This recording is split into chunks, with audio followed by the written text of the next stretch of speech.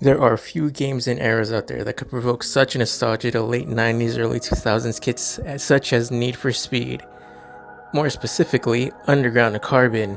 Yeah, the early 2000s, an era where the Fast and the Furious reigned supreme and everyone's car looked like this. Need for Speed Underground 2. Yeah, Need for Speed Underground 2. Not Need for Speed Underground 1 because what even is this? Need for Speed Underground 2 is a racing game in which you move from point A to point B, and who am I kidding? You're just playing this for the car customization because who just wants to do this the whole time? Maybe it's my ADD, but races get really boring after a while, especially since they repeat a lot and some go on for way too long than they need to be. I just want to progress, customize, and move on. This game can take you a while to beat too. When I first beat it back in 2017, it took me roughly 3 or 4 months. I guess that's what happens when you pad out your game with freaking 8-minute tracks. I remember playing this a lot as a kid, more so the Burnout 3 demo that was included. Fast-paced action, ramming into other cars and setting them flying. Oh, you better believe my ADD was satisfied. I would play this all the time, more so than Underground 2. It's only one track and that was the downtown track, but man was this enough for like 6 or 7-year-old me. But back to Underground 2.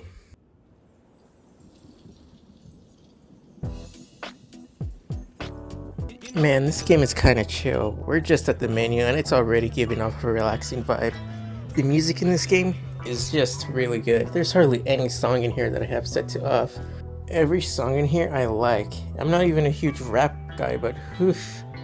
And the variety of cars are pretty good. Just so many good cars, and they're not your high-end or sports cars. They're your good old tuner cars. Honda Civic, a classic. That's only in the US version and not the other versions because of how good NOP it is. The Toyota Celica, if fully upgraded, it can be a beast. The Toyota Supra. Never mind. The RX-7, another classic, and the RX-8, the best car to me personally. I mean, just try to make it look ugly. The Skyline, everyone's favorite, the Evo, whoa, and the Subaru WRX. All cars customizable, upgradable, and but the only bad thing is, dude, I got a bunch of shitbox racers that want to race. Can you see them? Yeah. How do they look? Crap.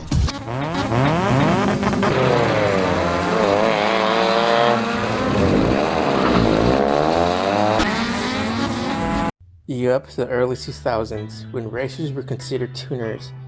Customization is just so detailed. You can customize everything from mirrors, exhaust, hoods, bumpers, lights, your stereo system, your ECU, engine, turbo. There's a lot, but the game also encourages you to race your car badly.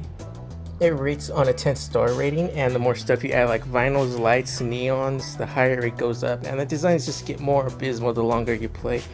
But if you know what you're doing, you can still make ones that look pretty good. Well, on my PS2 save, here's my RX-8.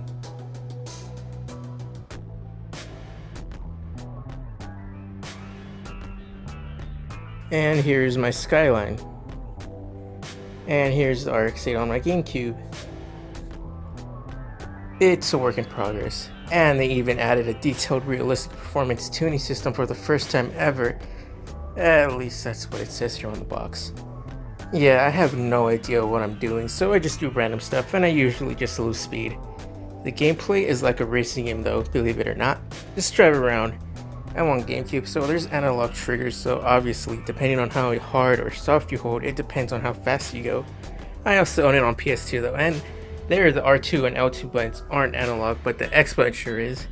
I played with this setup all the time as a kid, but when I got it again in 2017, I just couldn't bring myself to hard pressing the X and risk getting it stuck. So I used the right stick. Yeah, that's right, I used the analog stick. Sue me. You have your basic racing modes, circuits, sprints, drag racing, not that kind, and for the first time ever, drift events. Drifting is self-explanatory, just turn the corners while pulling the handbrake without hitting the walls to rack up some points. This one is fairly easy, so easy in fact, my Joy-Cons can do it. All of these are pretty self-explanatory though. In circuits, you just race in a predetermined area from anywhere from 2 to 4 laps in a loop. Sprints sound exactly like it does, race from point A to point B. And drag racing, race from point A to point B, but now you have to shift. The only way to play, or you'll blow your engine. And oh, Street X. Wait, I mean Street Cross. This is pretty much your Gran Turismo Light mode. You race around a track from anywhere from 3 to 4 laps, and there's a lot of tight corners you need to cut through. Luckily, you can knock the other racers off course and have them facing the other way, or knocking them into other racers. This is the only way to do it. These are pretty fun, short and not annoying that much, but URLs or underground racing like, the only things that matter in this game, and they're the worst. There's only like 5 to 6 tracks of each variation course, and they're present throughout all the game, which means you're gonna do the same 4 lap tracks over and over again, and later on in the game you do 3 back to back, and they don't feel that much different from each other. The ones in the airport and the ones here all feel the same to each other. It wouldn't have been so bad if they were like quick 2-minute races, but nope, do 3-4 lap races back to back that are all 5 to 7 minutes each, so you could waste 15 to 20 minutes in total. Going back to customization though, this is easily the funnest part. Just seeing how crazy or good you can get your car to get is just so cool and is really a relic of the early 2000s. Everyone remembers Need for Speed Underground 2, and if not, you must certainly remember the theme song, Riders on the Storm by Snoop Dogg and The Doors. Or should I say, The Doors feat Snoop Dogg. It's just so iconic, and EA really knew what they were doing with presentation, from the first Underground to Underground 2 to Most Wanted. Yeah, I'll say the early to mid 2000s to 2010 at least was EA's peak, with some trash thrown in every now and then. And they've just never been the same since. And on the topic of customization, you unlock parts by discovering hidden shops. Shops located around the map that are either out in the open or so hidden you need to look it up online. As a kid, these always excited me. I think it was the colored lights, and the fact that you found a secret was just so cool to me. And the concept is pretty nostalgic to me. Want to change the way your car looks? Go to a body shop. For mirrors, bumpers, spoilers, roof scoops, carbon exhausts, it's all here. Want to pack your cars with some power? Well, visit the performance shops. They are easily the most common ones you find. Here you can upgrade your engine, ECU, weight reduction. Boy, if it was only that easy. Nitrous, turbo, and the tuning centers here. All your car guy needs. Want to change your car or add some vinyls to it? Go to a graphic shop. You can choose your car color from gloss, metallic, and pearlescent. And for vinyls, there's a lot here, from designs from contest winners to full-on covered covers. You can get pretty creative depending on how creative you are, and decals are here too. Wow, do these kind of ruin the look of your car? Mostly the ones on your car door. The ones on the rear panel are fine, and you can always change the color to black to hide them. That's what I did, but hey, I can't complain because everyone knows each individual decal adds 5 horsepower to your car. But if you want to go that extra step, I mean, if you want to go all the way,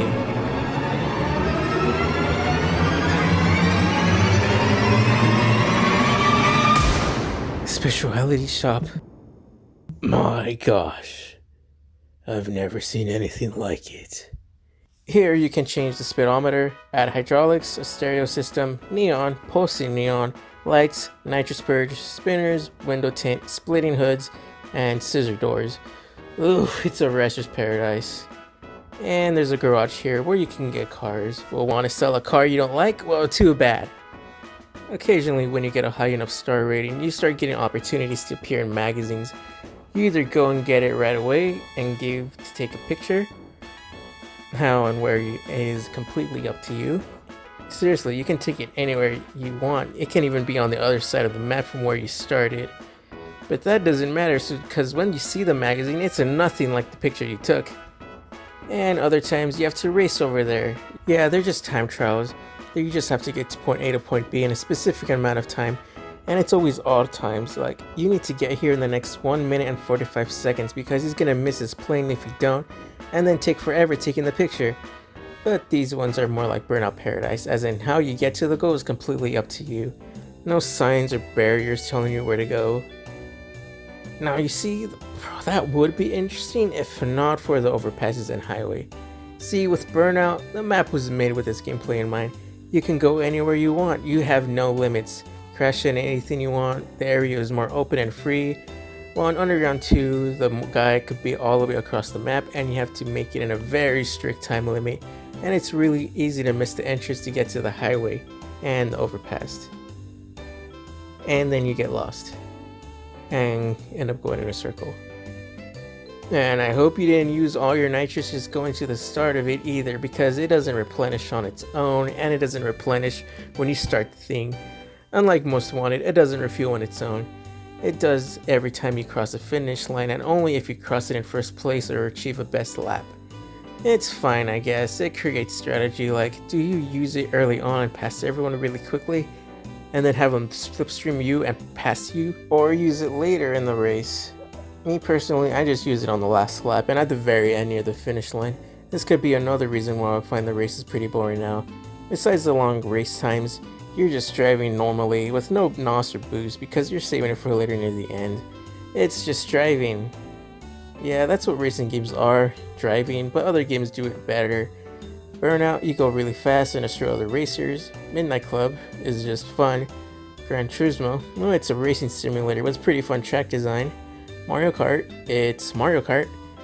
Most Wanted is Most Wanted, and Grid Autosport is the one with the R8. Underground 2 was fun, but it just drags on and on.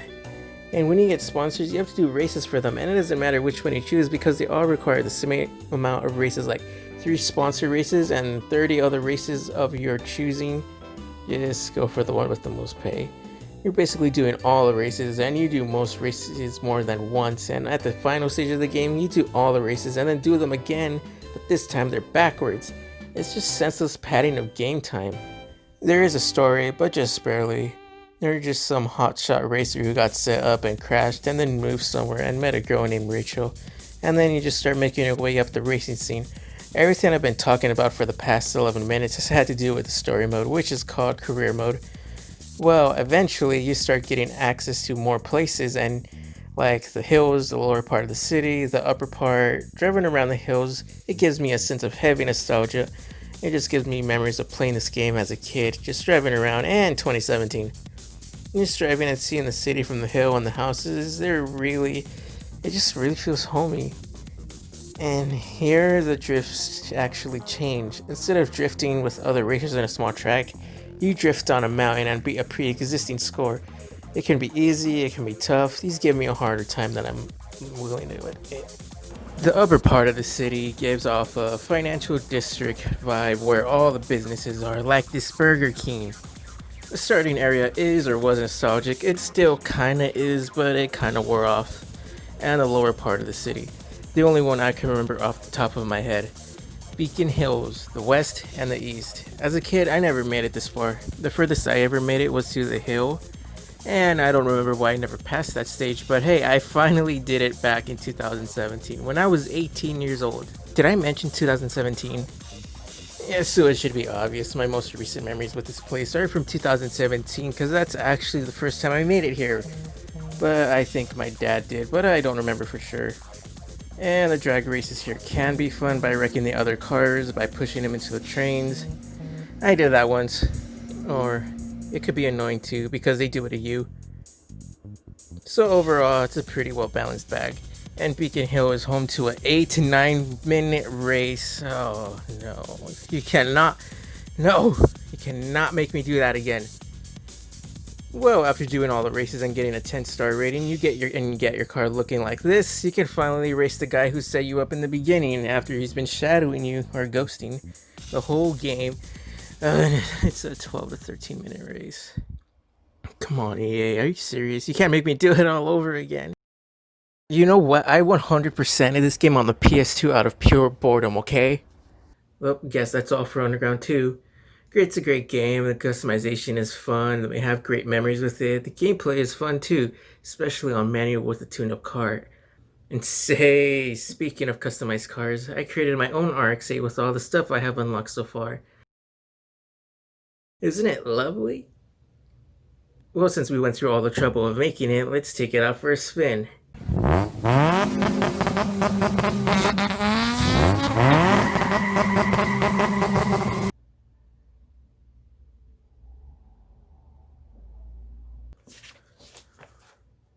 Maybe I should watch my wording next time. Yup, that's definitely it.